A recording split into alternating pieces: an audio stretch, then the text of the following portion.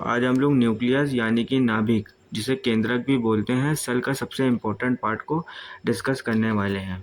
तो इस वीडियो में हम लोग नाभिक यानी कि केंद्रक की संरचना, कार्य और महत्व को देखेंगे। चलिए बिना देरी के वीडियो को स्टार्ट करते हैं।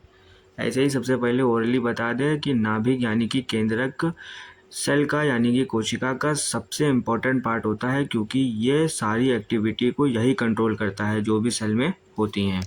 ठीक है, तो डेफिनेशन को पढ़ते हैं। केंद्रक न्यूक्लियस एक झिल्लीबंद संरचना है, सभी कोशिकाओं क्रियाओं को नियंत्रित करता है।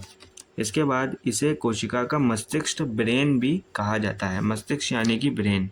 न्यूक्लियस जो होता है वो कोशिका का ब्रेन यानी कि मस्तिष्क कहा जाता है, क्योंकि सारी क्रियाओं को यही कंट्रोल करता है, नाभिक।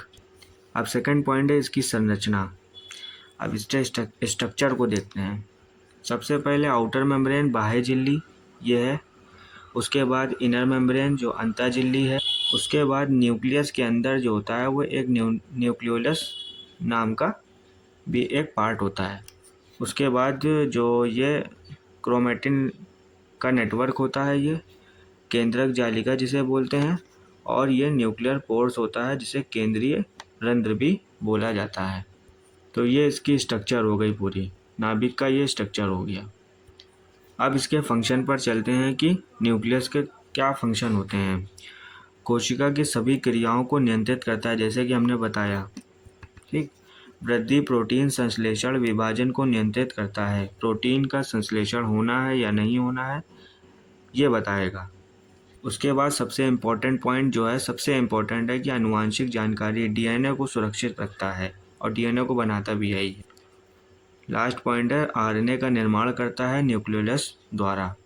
तो आरएनए का निर्माण न्यूक्लियोलस के अंदर होता है। ठीक है, अब इसके कुछ पार्ट हैं, उसके भी हम लोग फंक्शन को देख लेते हैं। सबसे पहला पार्ट है न्यूक्लियर मेम्ब्रेन, जिसे हिंदी में न्यूक्लियर झिल्ली भी बोलते हैं।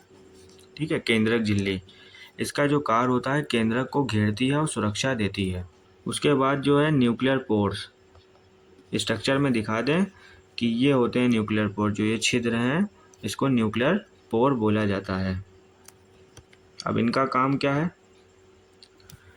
पदार्थों को आने जाने में मदद करते हैं। एज एग्जांपल देखें तो जैसे कि कोई ज़रूरी पदार्थ है तो उसको आने देगा, जैसे वाटर की अगर ज़रूरत है तो उसको अंदर आने देगा, और कोई अपशिष्ट पदार्थ है यानी कि कोई हार्मफुल चीज़ है तो उसको ये बाहर निकाल देगा।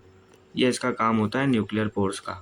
थर्ड पॉइंट है न्यूक्लियोप्लाज्म, जेल जैसा, जो जेली होती है, द्रव जिसमें अन्य संरचना होती है। न्यूक्लियोप्लाज्म जैसे साइटोप्लाज्म होता है वैसे न्यूक्लियोप्लाज्म। लास्ट है chromatin network, second last sorry, chromatin network, DNA और प्रोटीन का जाल जो कोशिका विभाजन के समय गुणसूत्र बनाता है। ठीक, क्रोमैटिन नेटवर्क का ये काम होता है। लास्ट में है न्यूक्लियोलस, आरएनए का निर्माण करता है और राइबोसोम का निर्माण में सहायक होता है। यह न्यूक्लियोलस का फंक्शन है। आई होप वीडियो अच्छी लगी हो। वीडियो को लाइक करें, कमेंट करें और चैनल को सब्सक्राइब करें। और इसी चैनल पे शॉर्ट्स अपलोड हो रहे हैं डेली। रैपिड रिवीजन करना है जिन बच्चों को, वो शॉर्ट्स देख सकते हैं ताकि रैपिड रिवीजन उनका हो पाएगा एक बार। आई होप वीडियो अच्छी लगी हो। वीडियो को लाइक करें, कमेंट करें और शेयर करें। Thank you.